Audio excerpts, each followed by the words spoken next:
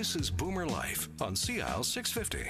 I said, doctor, Mr. MD, doctor, can you tell me, what's ailing me, doctor? I got to tell you, the doctor is enjoying the tunes on the program this morning. There's no question about it. Our guest from YesWellness.com is Dr. Paul Zicler, a music appreciator and a very bright man who's published this list a while back called 10 Things to Throw Away for Better Health. Item 1 was artificial sweeteners, followed by plastic food containers and bottles. Then we had non-stick cookware, followed by air fresheners, antibacterial soaps and detergents, commercial cleaning products, personal care products was the last item we touched on, and stale spices. We also just took a look at stale spices, and the rule of thumb there is basically after a year, no matter what it cost you, I'm thinking, saffron and other, they get a little pricey. But after a year, if it's still in the cupboard, give it the heave-ho.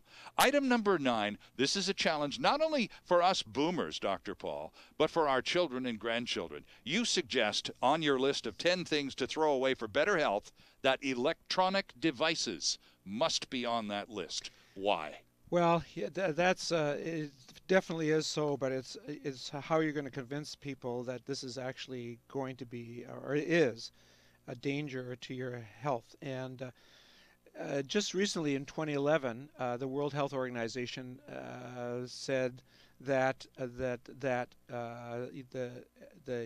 the electromagnetic fields emanating from your smartphones can indeed cause cancer.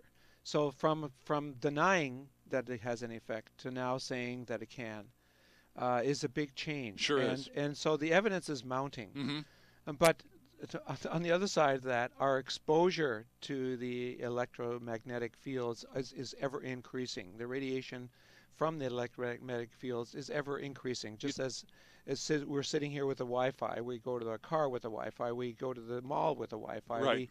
we are at home with the Wi-Fi, and then on top of that we have our cell phone that we use near our head.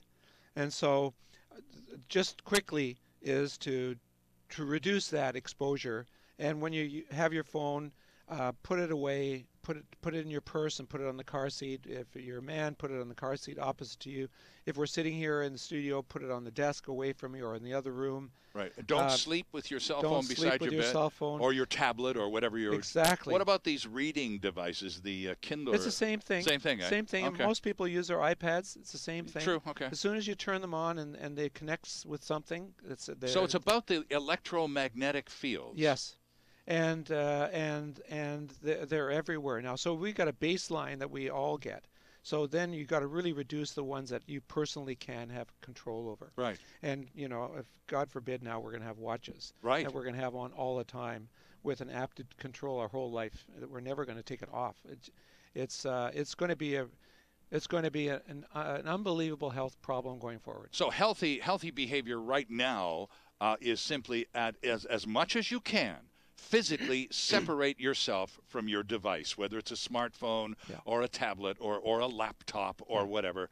Keep it away from you as much as you can. Yeah, and then if you add on top of that the sort of the stress of having that device with you, so you take your homework, your work home with you, mm-hmm. you take your schoolwork home with you, so that's an added stress that affects all of your body in terms of bad things. So in addition to depression and anxiety. So for sure make time where you turn everything off. Make that effort. So every Saturday from whatever till noon, when you get up till noon. Give yourself a Wi-Fi free time and stress-free from contact information. Number 10, the last item on the list of things to throw away for better health is, of all things, your chair. Dr. Paul. Yes. And this one really caught my attention because I spend a lot of time sitting, and I get a lot of exercise. Mm-hmm. But when I read this, I thought, oh my God!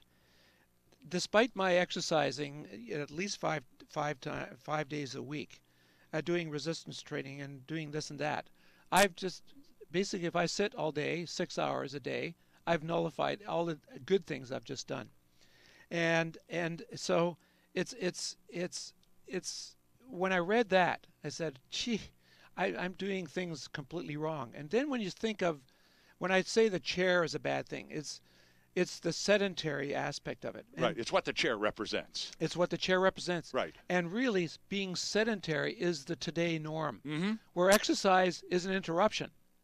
Okay, before, if we look at, say, 40 years ago, exercise, that was the norm. Right. I mean, we would get up every day, go to work, do something manual, or work on the farm, or activities in terms of school. We were, playing outside. The kids would be playing outside every day. Sure. They come home from school and play outside. Now, we're just doing some grandparenting, Uh-huh. and so my grandkids are 7, 9, and 13. Okay. So we've got the 7-year-old. He's a little boy. Of course, he's getting a lot of exercise. He's Right. running around. He's playing, and always wants to do things. But The 9-year-old, she sits all day in school because they're class. And then the 13-year-old's got her device. aha. And then you look at mother and father. They're working in a place where they're at a computer all day. Right. So they're getting 6 to 8 to 10 hours a day of sitting a day. So it's ubiquitous. And then we're looking seniors. Mm-hmm. So they're getting just as many hours of sitting unless everybody gets out to do something. Right. And you talked earlier about 80% of wellness having to do with diet. The other 20% is about exercise. So, and this business with the chair also says a lot about the 80% too, doesn't it? Well, exactly. If you are doing the exercise and then you're being very sedentary, whether you're sitting in your office or sitting at home or watching television, all the good things that you did in that 20% of exercise are being nullified. So are every being chance, sabotaged. every chance you get up, get up and walk around. That's the point. Get up for 2 minutes every hour, walk around, and then make sure that, say, if at least sometime during the day that you're going to walk 30 minutes a day. Okay, when you come back next time, can we expand on this whole sedentary lifestyle? It's boomer life.